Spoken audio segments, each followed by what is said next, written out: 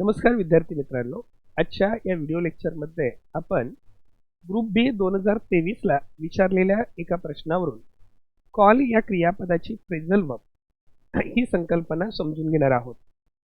तर प्रश्न असा होता, identify the meaning of the underline phrasal verb.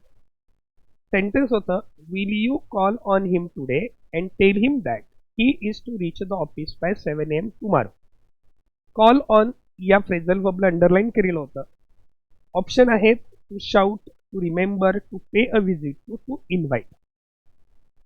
Phrasal verb म्हणजेच कोणत्याही वर्ब नंतर, मेन वर्ब नंतर ज्यावेळेला ॲडवर्ब किंवा प्रिपोजिशन येतं त्याला आपण फ्रेझल वर्ब म्हणतो.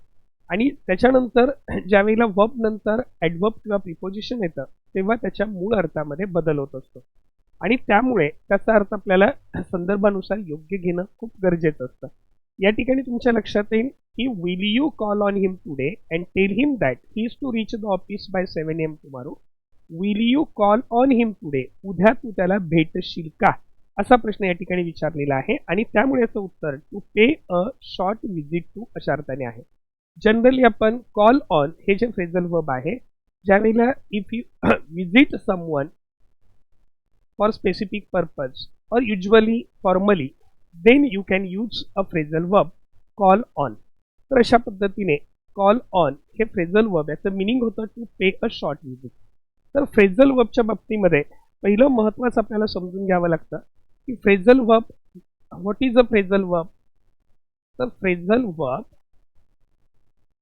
Is equal to verb plus particle. Particle means adverb और प्रिपोजिशन. ॲडवर्ब और प्रिपोजिशन. ज्यावेळेला कोणत्याही वर्ब नंतर ॲडवर्ब किंवा प्रिपोजिशन येतं तेव्हा त्याला फ्रेझल वर्ब म्हणतो. आणि जसजसे आपण वेगवेगळे ॲडवर्ब किंवा प्रिपोजिशन पाहतो तेव्हा त्यांच्या अर्थामध्ये वेगवेगळे बदल होतात. जसं आपण या ठिकाणी पाहू शकतो, कॉल ऑनचा अर्थ होतो भेट देणे, to pay a short visit. Call ऑफचा अर्थ होतो मात्र टू कॅन्सल, रद्द करणे. तर कॉल अपचा अर्थ होतो फोन करणे, आठवणे, रिकलेक्ट किंवा रिमेंबर अशा अर्थाने आपण वापरतो. कॉल फॉरचा अर्थ होतो मागणी करणे, टू डिमांड किंवा टू रिक्वायर. कॉल आउटचा अर्थ होतो जोरात बोलणे, टू शाउट. तर कॉल इनचा अर्थ होतो बोलावणे, to someone to summon someone for help.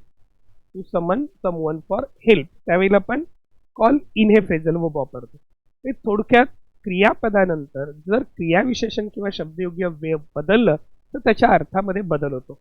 हेच शब्द आपण काही उदाहरणांसह बघूया. पहिला आहे कॉल ऑन. कॉल ऑन आता आपण पाहिलं प्रश्नामध्ये तोच शब्द होता.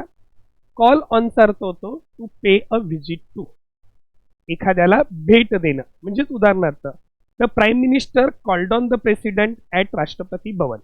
पंतप्रधानांनी राष्ट्रपतींची राष्ट्रपती भवन येथे भेट घेतली असं ज्यावेळेला आपण म्हणतो त्यावेळेला इथे कॉल्ड ऑनचा अर्थ व्हिजिटेड असं आपण घेतो. I will call on you this evening to discuss the plan. मी आज संध्याकाळी तुला आपले प्लॅन डिस्कस करण्यासाठी भेटेल असा अर्थ होतो. फोन करणे असा अर्थ आपण या ठिकाणी घेत नाही. जनरली आपल्याला असं वाटतं की कॉल ऑन याचा अर्थ फोन करणे असा असावा, पण कॉल ऑनचा अर्थ होतो to pay a short visit. खूप महत्त्वाचं असं फ्रेझल वर्ब आहे.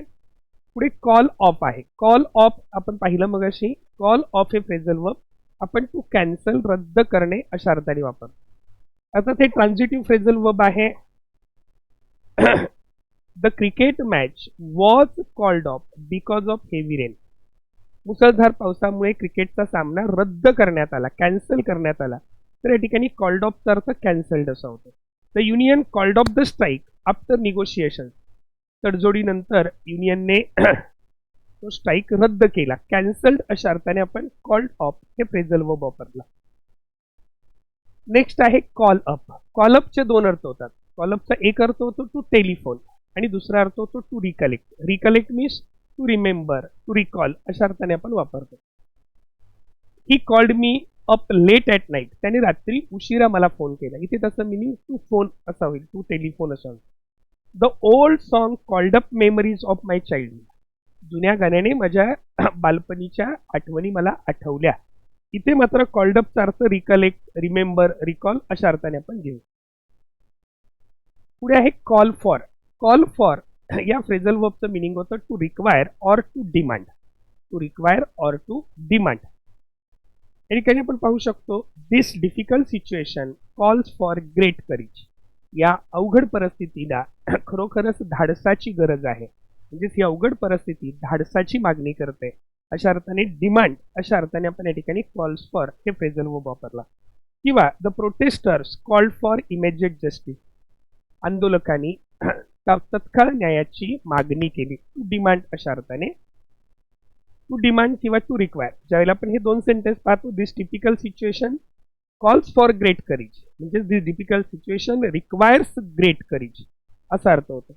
The protesters called for immediate justice. The protesters demanded immediate justice असा त्याचा अर्थ होतो. याचं पुढचं फ्रेझल वर्ब आहे कॉल इन आणि कॉल आउट. कॉल इन हे जे फ्रेझल वर्ब आहे to summon someone for help or advice. एखाद्याला मदतीसाठी किंवा सल्ला मागवण्यासाठी आमंत्रित करणं बोलावणं अशा अर्थाने आपण कॉल इन हे फ्रेझल वर्ब वापरतो. कॉल ऑन याचा अर्थ भेट देणं.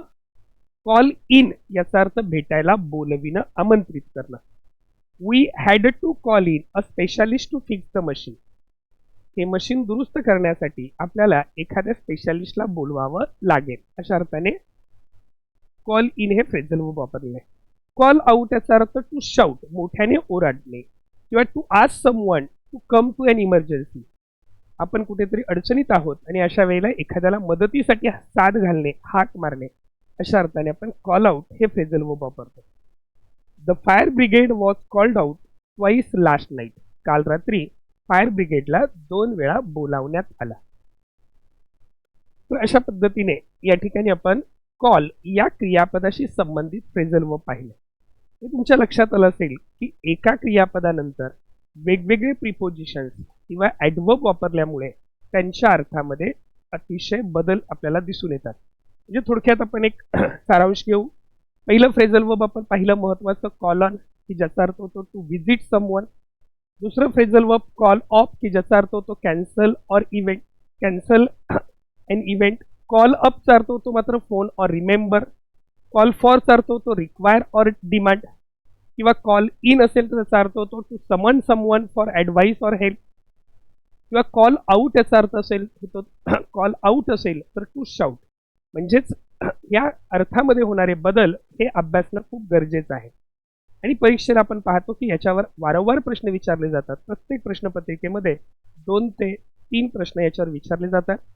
नक्कीच तुम्हाला कॉल या क्रियापदाचे फ्रेझल वर्ब समजलेले असतील.